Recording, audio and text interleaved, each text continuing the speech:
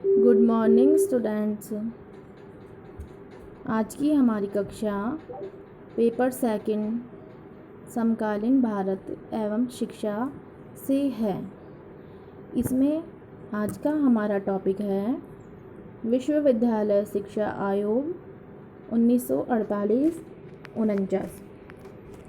आज हम इसमें स्थापना, उद्देश्य और शिक्षण की क्या क्या कार्य प्रणालियाँ हैं इनके बारे में अध्ययन कर रहे हैं। सबसे पहले हम विश्वविद्यालय आयोग की स्थापना के बारे में पढ़ते हैं। भारत सरकार ने 4 नवंबर 1948 को डॉक्टर सर्वपल्ली राधाकृष्णन की अध्यक्षता में विश्वविद्यालय शिक्षा आयोग की स्थापना की। इसके अध्यक्ष जो थे डॉक्टर सर्वपल्ली राधाकृष्णन थे।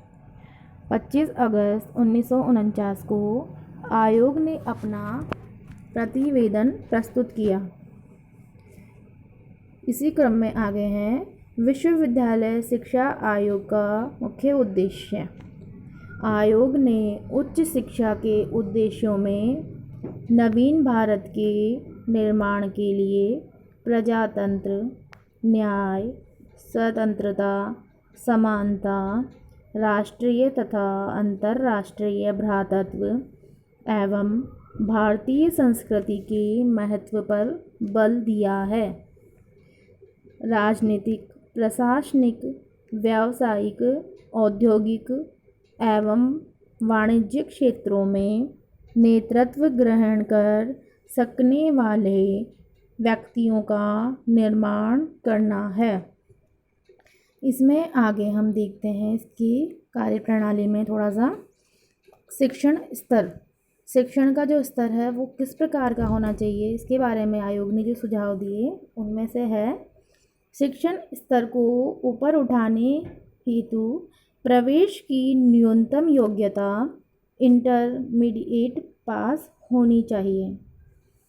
शिक्षण कार्य दिवस है इसमें 180 दिन। इसके शिक्षण कार्य दिवस जो है वो 180 दिन निर्धारित किए आयोग के द्वारा। फिर है सुसज्जित पुस्तकालय तथा प्रयोगशालाएं उपलब्ध होनी चाहिए।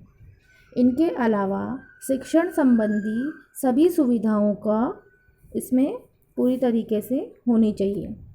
फिर आगे है शिक्षण वर्ग संबंधित सुझाव। शिक्षकों की सेवानिवृत्ति की आयु 55 वर्ष के स्थान पर 60 वर्ष होनी चाहिए, जो कि विशेष स्थिति में 64 वर्ष भी हो सकती है। किसी विशेष परिस्थिति में कि किसी विशेष शिक्षक की आवश्यकता है, इसी क्रम में 64 वर्ष तक भी कोई भी शिक्षक अपनी सेवा दे सकते हैं। इसके अलावा शिक्षकों के लिए उचित आवास की व्यवस्था भी विश्वविद्यालय मुहैया करवाएगा। आगे है व्यावसायिक शिक्षा में। व्यावसायिक शिक्षा में है कृषि संबंधी शिक्षा, वाणिज्य संबंधी शिक्षा की व्यवस्था करनी चाहिए, क्योंकि कृषि में भी आजकल व्यवसाय है कृषि भी, तो इसके लिए भी कई प्रकार के कोर्सेज चल रहे हैं, तो ऐसी शिक्षा की व्यवस्था करनी चाहिए। वाणिज्य संबंधी शिक्षा की व्यवस्था भी यूनिवर्सिटी करवाएगी। इसके अलावा इंजीनियरिंग है, टेक्नोलॉजी है, इनके कॉलेजों में वृद्धि करने हेतु कदम उठाने हैं। फिर पुस्तकीय ज्ञान के साथ साथ कारखानों में व्यावहारिक ज्ञान प्राप्त करने की सुविधाएं भी देनी चाहिए। विश्वविद्यालय आयोग ने ये सुझाव दिए थे कि वर्तमान में बालकों को केवल पुस्तकीय ज्ञान ना देकर उनको व्यावहारिक ज्ञान, प्रैक्टिकल ज्ञान जिसे कहते हैं, ऐसे ज्ञान भी देने चाहिए। ऐसी सुविधाएं होनी चाहिए कि उनको शेड्स में, कारखानों में लेकर के जाया जाए और उनको प्रैक्टिकल करवाया जाए, ताकि उनमें हाथ का जो हुनर है, उनको जो करके सीखने का जो हुनर है वो आए और व्यावसायिक शिक्षा की और जो कदम उठाया है वो हमारा सफल हो जाए। फिर है परीक्षा प्रणाली। परीक्षा प्रणाली जो है वो किस प्रकार की होनी चाहिए। परीक्षा को विकसित बनाने के लिए आयोग ने सुझाव दिया कि वस्तुनिष्ठ प्रश्नों के साथ साथ निबंधात्मक प्रश्नों को भी स्थान देना चाहिए कि जो हमारे पेपर बनाए जाए यूनिवर्सिटी के, उनमें निबंधात्मक प्रश्न और वस्तुनिष्ठ प्रश्न दोनों को निश्चित रूप से स्थान देना चाहिए। फिर है पूरे वर्ष में किए गए कार्यों हेतु 1/3 अंक सुरक्षित रखने चाहिए।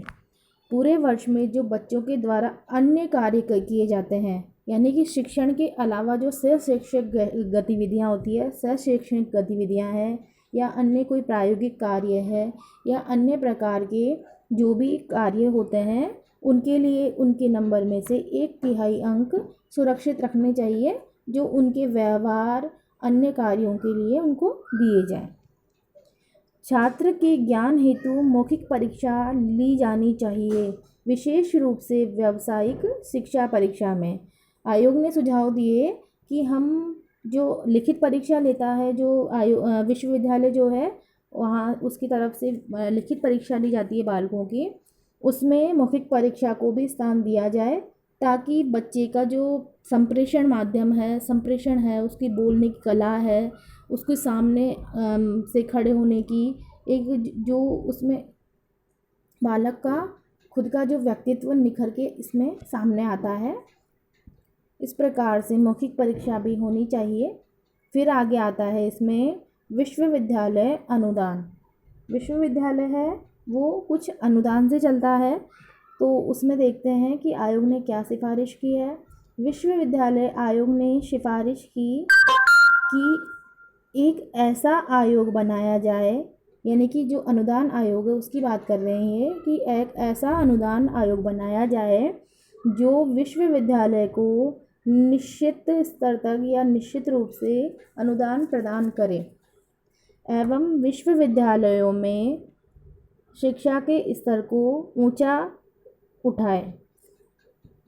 क्योंकि जो सुख सुविधाएं हैं, जो शिक्षण के लिए सुविधाएं हैं, जो विश्वविद्यालय के लिए जो गतिविधियों को संचालित करने के लिए जो सुविधाएं हैं, जो क्रियाकलाप है, उनके लिए एक निश्चित तौर पर राशि की ज़रूरत पड़ती है, और वो राशि जो है विश्वविद्यालय जो अनुदान आयोग है वहीं से आती है। इसीलिए विश्वविद्यालय आयोग ने ये सुझाव दिया कि अनुदान के लिए भी एक आयोग बनाने चाहिए, जिससे कि समय समय पर यूनिवर्सिटीज़ को फंड मिलता रहे, उससे शिक्षण कार्य बाधित ना हो और जो सुविधाएं हैं वो सब उसको प्राप्त होती रहे।